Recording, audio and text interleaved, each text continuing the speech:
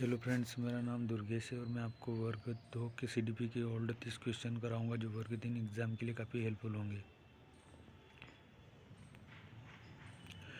Comorbid सरुग्णता का अर्थ है यह एक विकार या स्थिति का वर्णन जो किसी अन्य विकार या स्थिति के साथ हो सकता है। कोई स्थिति स्वतंत्र रूप से प्रकट हो सकती है और प्रदर्शन पर हानिकारक प्रभाव डाल सकती है। संज्ञानात्मक हानि जीवन काल को छोटा कर सकती है, इनमें से क्यों नहीं? तो इसका आंसर होगा यह एक विकार या स्थिति का वर्णन करता है जो किसी अन्य विकार या स्थिति के साथ हो सकता है। किशोरावस्थाओं में मृत्यु का दूसरा प्रमुख कारण क्या है?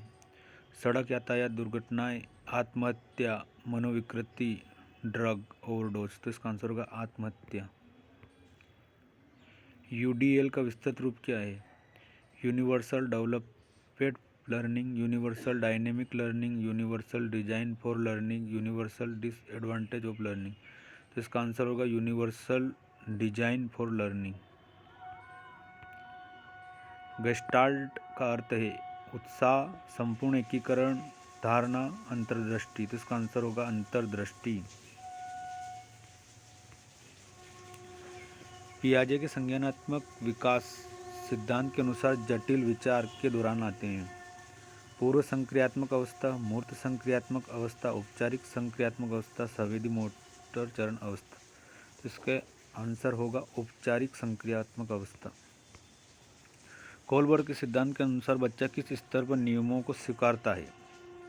सार्वभौमिक नैतिक सिद्धांत, पश्च पारंपरिक स्तर, पूर्व पारंपरिक स्तर, पारंपरिक स्तर। तो इसका आंसर होगा पारंपरिक स्तर। यूरी ब्रोबेनर के अनुसार प्रणाली वह छोटा आसन्न वातावरण जिसमें बच्चा रहता है। मैक्रोसिस्टम, एक्सोसिस्टम, माइक्रोसिस्टम, मीजोसिस्टम। तो इसका आंसर होगा माइक्रोसिस्टम। खाने के विकारों को निर्धारित करने के लिए क्या प्रयोग किया जाता है? भार सूचकांक, भार द्रव्यमान सूचकांक, शरीर द्रव्यमान सूचकांक, शरीर ऊंचाई सूचकांक। तो इसका आंसर होगा शरीर द्रव्यमान सूचकांक। वह पद जो एक बच्चे को एक नया तरीका सीखने में आने वाली कठिनाई का सबसे अच्छा वर्णन करता है जो उसने पहले से ही सीखा हुआ है। सक्रिय हस्तक्षेप, पूर्वव्यापी हस्तक्षेप,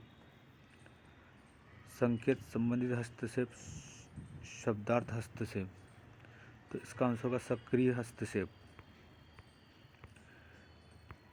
पियाजे ने बच्चों को नैतिक काल्पनिक निगनात्मक तर्क को समझाने के लिए क्या कार्य किया था?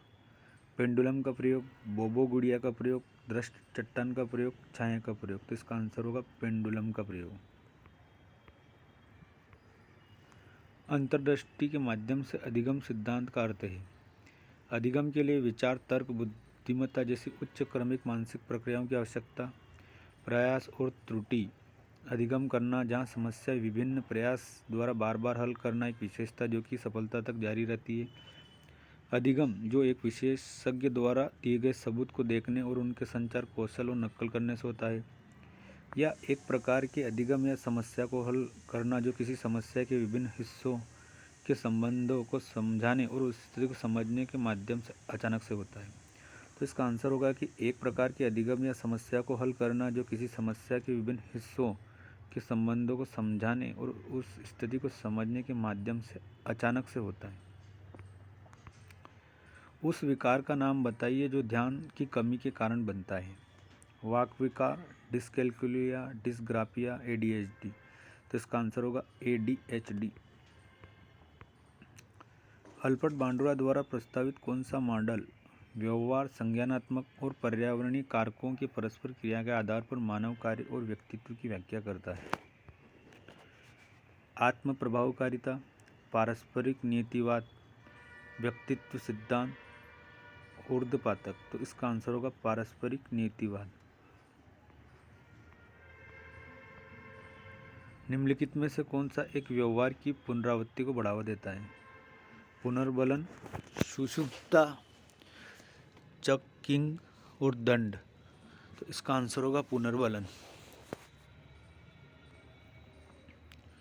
निम्नलिखित में से कौन सा सिद्धांत सूचना को संभालने और उस पर अनुभव प्राप्त करने के लिए शामिल प्रक्रियाओं पर केंद्रित है?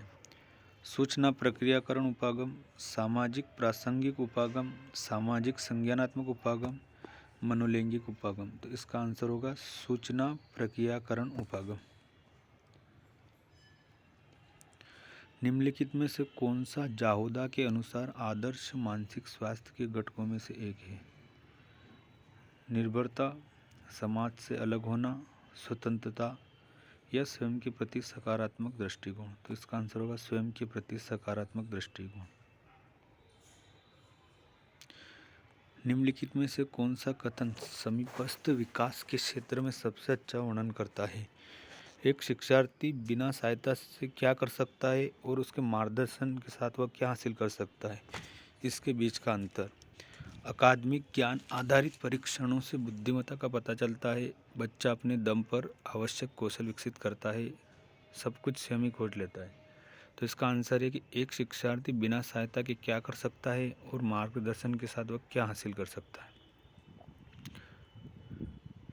थॉर्नडाइक का कौन सा नियम तैयारी पर जोर देता है?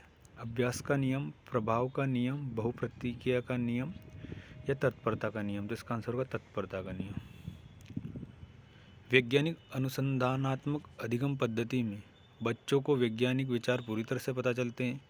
बच्चे मार्गदर्शन के बिना काम करते हैं। शिक्षक बच्चों का पूरा मार्गदर्शन करता है। शिक्षक जरूरत पड़ने पर इनपुट देता है। तो इसका आंसर होगा शिक्षक जरूरत पड़ने पर इनपुट देता है। एक बच्चे को उसके शिक्षक द्वारा ध्यान से देखा जाता है क्योंकि उसके दोस्तों को परेशानी का कारण जाना जाता है, भले ही बच्चे ने कुछ गलत नहीं किया हो। निम्नलिखित में से कौन सा इसका वर्णनात्मक है? एल्गोरिथम, पारगमन तर्क, अभ्यावेदन, समन्वय, हेरिस्टिक। तो इसका आंसर होगा अभ्यावेदन हेरिस्टिक। विचलित बच्चे कौन हैं? मंद अधिगमकर्ता, विलक्षण अधिगमकर्ता, दिव्यांग अधिगमकर्ता, असाधारण अधिगमकर्ता। तो इसका आंसर होगा मंद अधिगमकर्ता। रचनात्मक चिंतन का अंतिम चरण है ऊष्मायान, सत्यापन, तैयारी, मूल्यांकन। तो इसका आंसर होगा सत्यापन। डाल्टन योजना द्वारा बनाई गई थी। John Dewey, Francis Dalton, Helen Parkhurst. तो इसका आंसर हुआ हेलन पार्कहेस्ट। एक छात्र जो मातृभाषा में सीखने की अनुमति दी जानी चाहिए क्योंकि वह आसान बनाता है। बोध, संवेदन, रचना या प्रजनन। तो इसका आंसर होगा बोध। अधिक जानकारी और समीपस्थ विकास के क्षेत्र संज्ञानात्मक विकास सिद्धांतों का मुख्य सिद्धांत है। कोल्ब, पियाजे, डेवे, वाइगोत्स्की। तो इसका आंसर होगा वाइगोत्स्की। अधिकांश स्कूलों में शिक्षक का प्रावधान नहीं है। अतिरिक्त, विशिष्ट, सहशिक्षा, सहायक। तो इसका आंसर होगा विशिष्ट। मास्लो के पदानुक्रम की आवश्यकता के अनुसार बुनियादी जरूरतें हैं। सुरक्षा और अनुमान, शारीरिक और आत्मबोध, विश्वास और प्यार की आवश्यकता, शारीरिक और सुरक्षा की आवश्यकता। तो इसका आंसर होगा शारीरिक और सुरक्षा की आवश्यकता। एक शिक्षक गलत अवधारणाओं को दूर करने के लिए इनमें से किसका व्यवहार नहीं कर सकता? तत्काल प्रतिक्रिया, मूल्यांकन दृष्टिकोण, आत्मनिर्देशन में सीखना, एक इकाई से पहले और बाद में प्रश्नोत्तरी शैली का मूल्यांकन, फ्लिप कक्षा दृष्टिकोण। तो इसका आंसर होगा आत्मनिर्देशन में सीखना।